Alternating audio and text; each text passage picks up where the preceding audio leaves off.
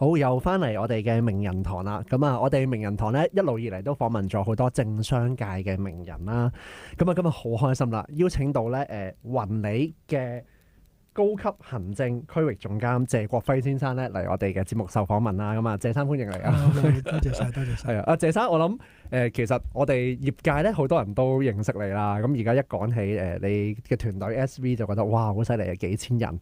咁其實呢個數字都好誇張，係咪喺呢幾年先發生啦，定係一路以嚟都係大幾千人啊？可唔可以同聽眾分享下你嘅故事咧？哦，係啊，係啊，其實咧，我喺呢個行業咧就已經今年係超過咗40年㗎啦。咁我前身咧就由啱啱開始做業務員開始咧，就喺一間公司都做咗20幾年。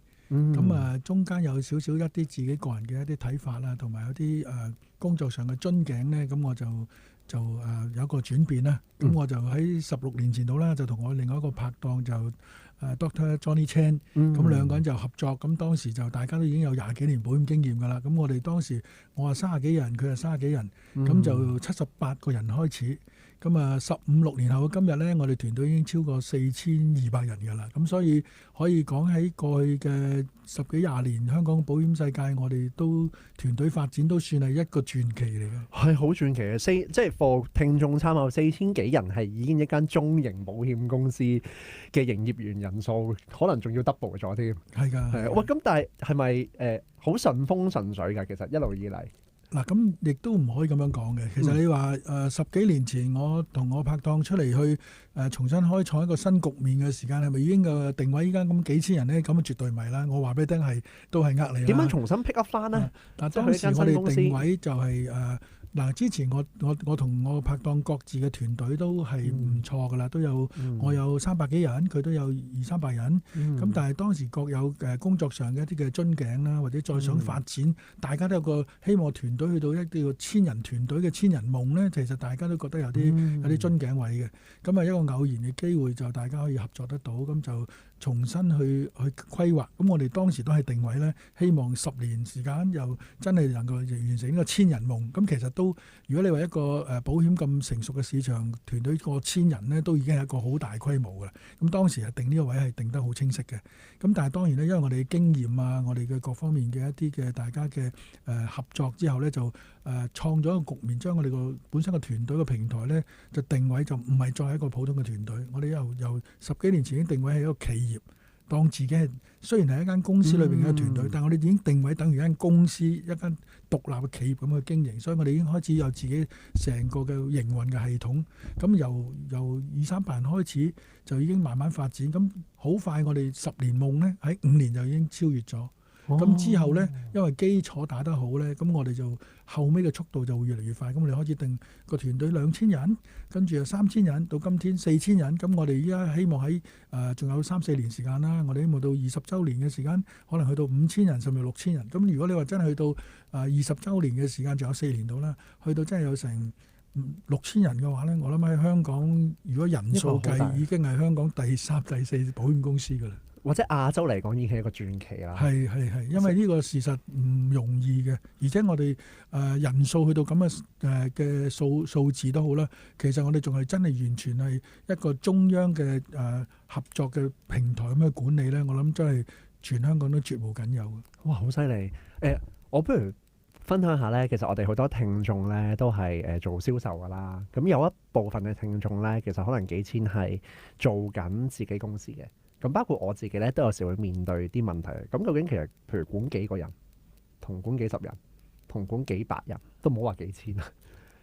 嗰個分別喺邊？你有冇啲心得可以同大家分享啊？絕對有嘅。其實你無論係咪我哋嘅保險業啦，或者出面嘅自己創業做一個企業家咁樣去做嘢啦，我諗你個團隊嘅規模咧，同你個系統咧係應該成一個比例嘅。即係如果你話我個團隊只係10-20人，咁啲小型嘅團隊嘅話咧，咁可能就全部都係講緊人情啊，講緊經驗分享啊，講緊大家就即係見招拆招啊，咁即係有嘢嚟就再諗啦咁樣嗰啲嘅。但係當你個規模去到中型即係如果一般嘅企業啊，或者我哋嘅團隊都好啦，去到有接近幾十人至100人，已經屬於中型嘅團隊嘅時間咧，其實就真係要去諗下呢間公司呢個團隊呢個企業嘅發展，我需唔需要一個比較清晰嘅系統，一個比較有即係分工比較仔細嘅一啲嘅系統啊，一啲嘅配套啦，就唔可以純粹真係靠人情啊、靠經驗啊、靠大家即係即係圍威喂見招拆招啊。咁要去到更大嘅團隊或者企業，去到我諗好幾百人甚至到千人呢，個團隊嘅系統要更加好細微、好分工，而且每個部門或者每個系統嘅一個都要有專業人士去幫你去處理，你先至能夠做到呢個效果。好，想請教下，咁由人情味過渡系統就好多企業家或者 team head 成日都講噶啦，但係中間唔係咁容易噶嘛，因為你以前喂講開人情兄弟班，你突然轉系統，係咪即係唔理我哋啦，唔念舊，有好多呢啲咁嘅聲音出現噶嘛？有冇幾個古仔可以分享下？你當初碰見呢啲挑戰，你點樣克服呢啲挑戰呢？嗱，其實咧就幸運地啦嚇，即係我嚟到呢個新環境呢16年呢，其實我已經積累咗以前嘅20幾年嘅經驗呢，就係嗰陣時已經係面對過，就係由個小團隊去到中型團隊，由幾十人到200-300人嘅時間咧，已經有啲問題、有啲困難係交咗學費㗎啦，已經知道唔可以純粹人情返呢樣嗰樣。當我哋重建嘅時候呢，其實喺我開始重建呢個團隊，由78個人開始，我規劃去做1000人團隊嘅時候呢，我已經係唔係做到200-300人先去諗200-300人嘅嘢，我就已經喺我一開頭，我已經定咗自己，我將會有一個咁樣嘅規模，我就已經係規劃咗。如果我要有發展成咁嘅規模嘅時候呢，其實我需要有啲咩嘅配套，包括如果以我哋行業為例啦，我就已經要規劃我有咩嘅喺招募增員嘅個部分有啲咩嘅活動或者一啲嘅配套啦，培訓方面我需要點樣去做，我有個培訓系統啦，之後嘅客戶服務啦，或者一啲各方面嘅輔導跟進嘅時候呢，其實已經係要規劃。當我係幾十人嘅時間，我就已經規劃緊200-300人嘅嘢。當我去到200-300人，我覺得仲想發展嘅時候，我就由200-300人就規劃緊。我如果有1000人，我需要做啲乜嘢嘢，係預先規劃咗，然後慢慢去推行。咁你而家規劃緊嘅係6000或者10000人？絕對係㗎，我有個10年嘅夢想嘅，就話我哋嘅團隊希望係真係10000人團隊嘅。哇，聽到好犀利！咁我哋下節翻嚟再訪問下點樣可以做到呢個目標啊。OK。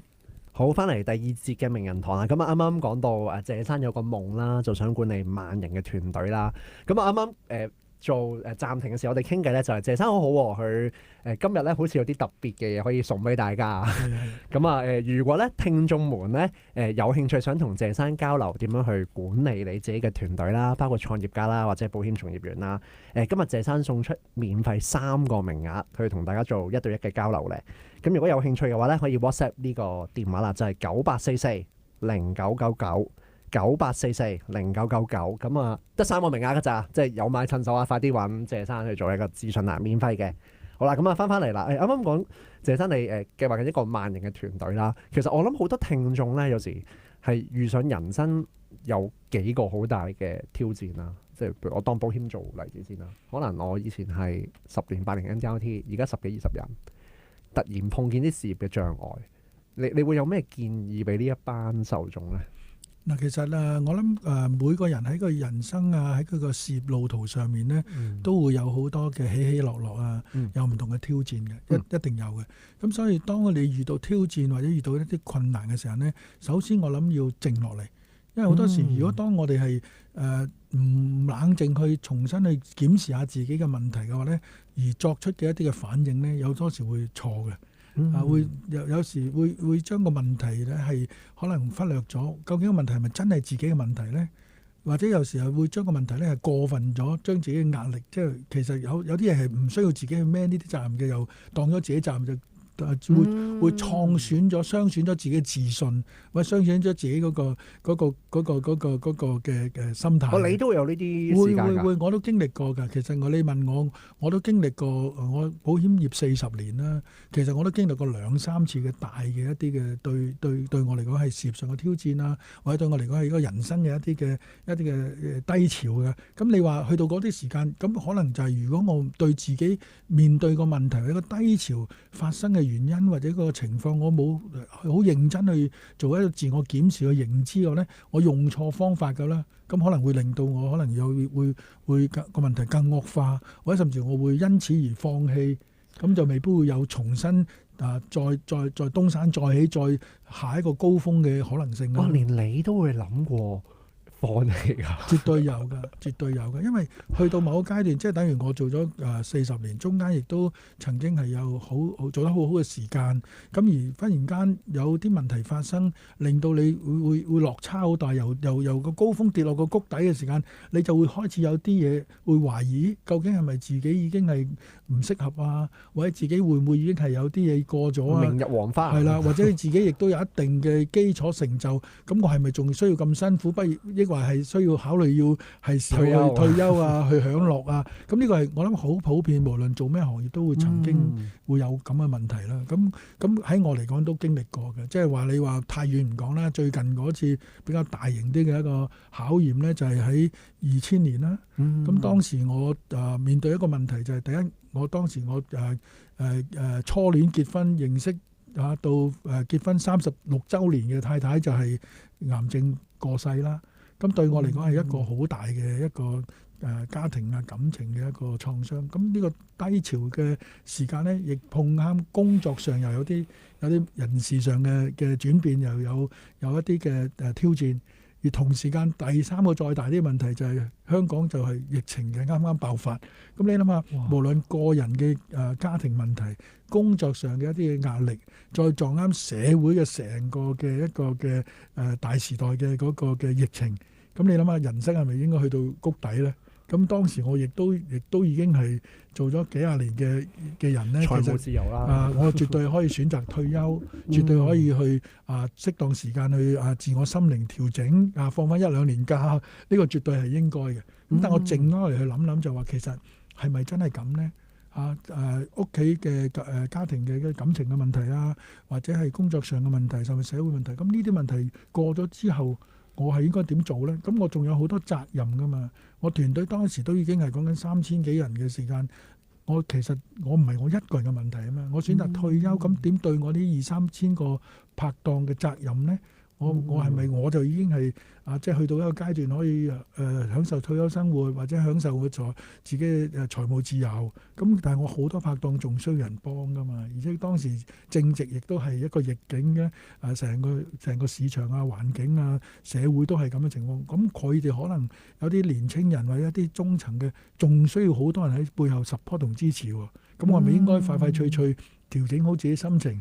再將啲問題再盡量去將佢解決之後，我應該係重新要企翻出嚟，做翻一個領袖，做翻一個即係一個負責任嘅導師咧。咁我當時好快，我嗰時個低潮心態個零月我就已經係回復好正常咁去重新投入工作，去幫翻我啲拍檔，幫翻我哋啲伙伴㗎啦。哇！好感動啊！令我諗起其實好多偉大企業嘅創辦人咧。自己財務自由之後，公司再上一個高峰，好多時係嗰份責任啊。係事實，即係譬如759個亞信屋嘅老闆都係咁噶嘛。其實佢自己退得休，只不過嗰一日喺街度望到佢以前啲舊夥計賣雜貨，佢於心不忍就開創咗759咯。你覺得呢份責任係天生啦，定係後天可以修練到嘅咧？我諗兩樣都有嘅。即係我本身嘅家庭背景啊，成咧就會已經由細俾我一個即係有做嘢有責任感啊，或者都算係幾好嘅一個嘅基本人嘅性格先啦。咁但係後天嘅工作咧，尤其是我哋做唔好自己自吹自擂啦，唔好自己去誇讚自己啦。我哋做嘅行業保險咧，係真係帶有一啲責任，有啲愛心，咁變咗咧係。真係慢慢幾十年嘅薰陶啊，幾十年嘅一個嘅培養呢，係令到我哋真係會感覺上好多嘢唔係淨係自己 OK 就得嘅。其實同你無論對客戶啊、對下屬啊、對拍檔呢，其實都有一定嘅責任嘅。即係等於好多人都問我嘅，即係就算唔好講過，淨係講過2000年嘅問題啦。到今天我都60幾歲，我都喺行業40幾年。其實同我同輩嘅人呢。10之8九，或者去到我咁嘅地位咧，10之8九都退休或者半退休或者全退休嘅。仲好似我咁樣，每日仲係朝頭早9點前會返公司，一個星期仲有5天至5天半工作。咁投入喺我哋個行業去做一堆培訓啊、增員啊、輔導啊、管理嘅人咧，我諗真係10隻手指都數得出㗎啦。即係咁，好多人問我為乜咧？又唔係為錢。咁我就係講2個字，真係一個責任啊。咁另外加一個承諾。因為好多當時入行嘅新人，我都對佢作出一啲嘅承諾，對佢作出一啲嘅即係話會點樣去輔導佢哋成長，會幫佢哋發展，咁亦都對客戶有啲承諾，咁你要兌現你嘅承諾噶嘛。咁今天就係真係兌現翻承諾嘅時間咯。呢個承諾你諗住會兌現到幾多歲啊？嗱，我初步都同我啲拍檔講嘅，我會帶領佢哋，我哋去萬人團隊，咁我就會咧，就依家起計咧，我仲會承諾佢哋咧未來嘅10年，叫佢哋好安心咁去努力發展。我會全力去支持，無論佢哋增員啦、培訓啦、或者係管理啊，或者係團隊發展咧，我都會仲係用心用力咁去。如果健康容許，我就係最少仲俾多10年時間佢哋。我都希望慶祝我自己50週年嘅。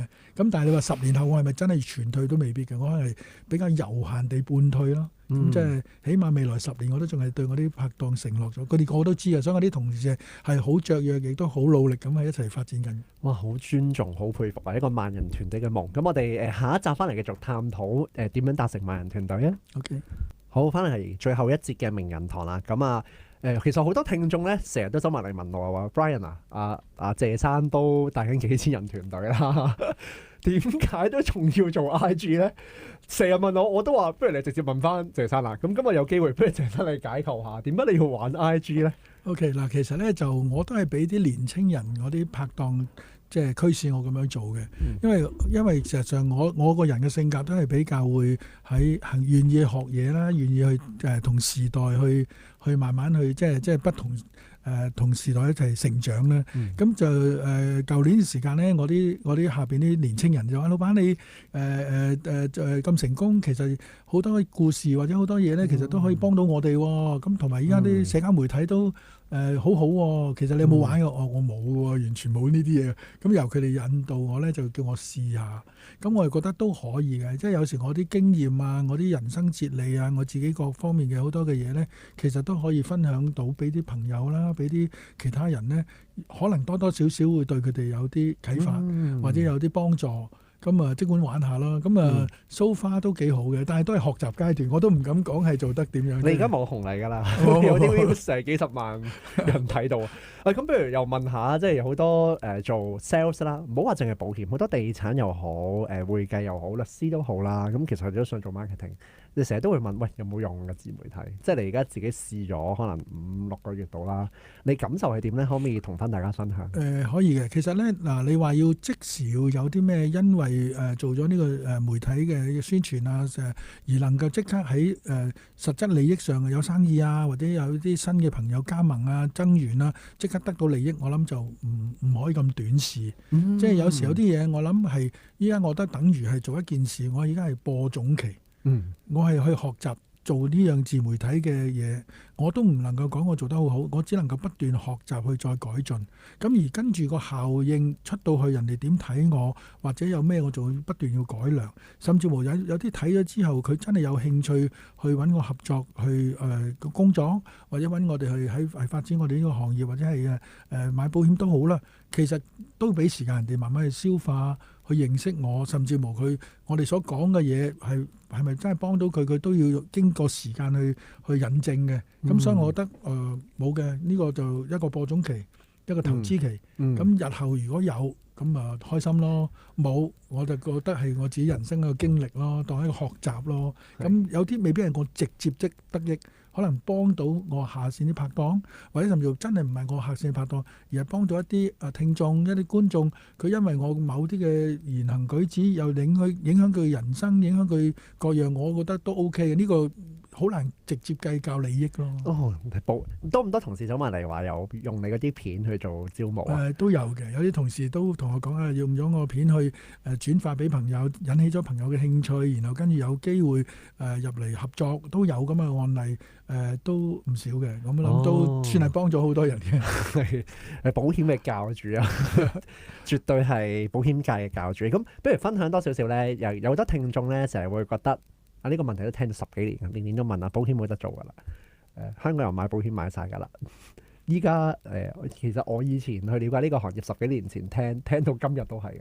其實係咪30年前開始都有呢啲話術講嘅咧？保險好難做，保險冇得做。其實呢啲都係一啲好正常反應，即係身邊嗱，我幾十年前做咧，就當時嘅保險世界咧就好困難嘅。當時咧就大部分人都未買保險，但係我哋嘅競爭對手就唔係佢買唔買保險，佢係同其他商品去競爭。啲人就我有多餘錢咧，佢唔會買保險，佢話我要供咗部電視機先。多餘嘅錢咧，我要去儲錢去菲律賓、去泰國旅行。即係佢嗰陣時係啱啱香港經濟80年代、90年代咧，啲人屋企仲係啱啱開始供緊電視、供緊雪櫃，儲錢去第一次泰國、菲律賓旅行。咁佢覺得呢啲係重要，佢買保險嘅。所以我哋競爭對手就點去 sell 佢？喂，保險係咩世界？保險係咩東西？所以嗰陣時個objection 個困難喺嗰種，我要買電視機，係啦，依家慢慢轉變啦，啲人開始對保險嘅認受多咗，接受多咗，咁啊開始真係越嚟越多人買保險，亦都表面上其實真係大部分香港人，如果經濟能力同埋健康容許嘅咧，大部分都已經真係有保險嘅。咁但係真係有咗1份至2份保險係咪已經夠咧？其實好多時。如果你睇表面就個個都買咗保險，係咪冇市場啦？係咪飽和啦？呢個係個直覺嘅反應嚟嘅。但係實質上唔係噶嘛。你啱啱出嚟社會做嘢，得個1萬幾千蚊人工嘅時間，可能就買一份好平幾百蚊嘅保險，就保個最基本嘅人壽同埋一啲意外嘅嘢。但係當你出嚟社會做咗10年8咗嘢，你去到2、3萬蚊人工，去到你開始諗住係結婚生仔，開始供樓，咁你個成個人嘅價值同埋你成個人嘅責任唔同咗。咁你以前買落嘅嗰幾廿萬嘅保險就唔夠 cover你層樓都講緊幾百萬嘅話，咁你係需要適當加保。咁然後去到你可能十零年後，你40零歲之前嘅保險亦都已經係供完啦，或者各樣嘢。咁你又有小朋友，可能同小朋友買教育基金啦，或者係自己亦都開始準備你嘅退休嘅退休金啦。咁又已經係第3、第4份保險咯。有多餘錢，再有啲投資保險，然後去到我哋咁年紀60、70歲，真係退休攞晒啲退休金呢樣嗰，我仲要諗下我之後嘅醫療護老嘅問題，我仲要儲一啲年金。其實一生人平均5至7份保險係基本嘅。台灣好似係去到8、9份。冇錯啦，你5至7份係基本嘅。咁你如果你話依家香港人普遍得1、2份、2、3份，其實個空間仲有成個 double， 仲有可能 triple 嘅機會。所以其實係今日嘅朋友或者客戶，佢哋想買保險，佢係同邊個買咁解啫？即係第一，你係咪一個專業令我信得過、值得信賴嘅一個拍檔去同我做呢個服務？第二就係你能夠提供到個意見係我真係需要嘅，就唔係純粹為做生意、為咗賺錢而嚟 sell 我嘅。你係真係因應我實際情況，同我量身訂做一個合理嘅一個保險計劃，然後可能適當地加保，跟住之後你仲要提供真係嘅服務，你要真係照顧我，你唔能夠淨係賺完錢就走咗佬噶嘛。咁所以呢個係好，所以今日嘅保險呢係真係需要一啲專業嘅人士去慢慢去學習，然後去真係去提供長期嘅服務俾客人。咁啊，如果有保單上嘅諮詢，即係真係而家仲會唔會見㗎？都可以嘅，其實我都冇所謂。工作上、保險上、人生哲理上。乜都可以，咁啊太好啦！如果聽眾們咧有關於可能保單上啦，或者係管理上嘅諮詢咧，咁今日謝生好好啊，佢有免費嘅5個名額俾大家嘅。如果大家有興趣嘅話咧，可以揾呢一個電話 WhatsApp 啦，就係9844099998440999，咁啊得名額5個啫。又或者咧可以 follow 翻謝生嘅 page 嘅，咁啊 search Andy， 咁你其實就會揾到噶啦。咁就我哋繼續啦，好冇啊？我想問下謝生，因為時間差唔多啦，最後可唔可以你人生走過咁多挑戰啦，咁見過咁多個經歷啦，即係做得好，做得未夠好嘅，你有冇啲嘢可以語重心長同聽眾們分享咧？即係如果我仲想事業上高峰，或者我做管理嘅，你冇啲金句係俾大家，或者有冇啲好想傳達嘅信息俾聽眾們呢？嗱，我諗做人呢，無論做咩工作啦，都係啦。首先做人，首先要真係要樂觀，呢個好重要。因為呢個世界有好多時都有好多突發性嘅意外啊、不幸嘅事件嘅。咁我哋就唔好因為1、2個事件呢，就即刻令到自己好灰啊、好低落啊。就首先要樂觀先，即係要相信真係嘅呢個世界永遠都係一道門閂咗，有另一道門打開嘅，呢個係絕對嘅。好啦，除咗心態要樂觀之外呢，其實喺工作嘅真係嘅態度上面呢，我就成日有句金句，就係一勤天下無難事。利是風都係印呢個。冇錯，一勤天下無難事，即係你只要肯去勤力去學習，咁你嘅能力自然會提高。你將勤力去努力工作，你自然會有得到一啲實質嘅成果同埋進步。咁你只要肯堅持去做呢，其實總有成功嘅一日嘅。勤力到咩程度叫勤力呢？大家勤力嘅定義唔同啊嘛。我另外對勤力嘅定義呢，就係呢種勤力一定係自律自發性嘅勤力。唔係老闆逼你做嘢，唔係老闆俾 order 你做嘢，你係自己去自願自發，為咗自己嘅夢想，為咗自己既定嘅目標，而自己有一個好自律性嘅勤力，先至係真正嘅勤力。好，咁啊，希望大家聽眾們今日會記得呢樣嘢啦，就係自發性嘅勤力啦。咁啊，好，再次多謝謝生嚟分享啦。咁啊，期待下集可以見到你啦。多謝 Thank you。多謝。OK。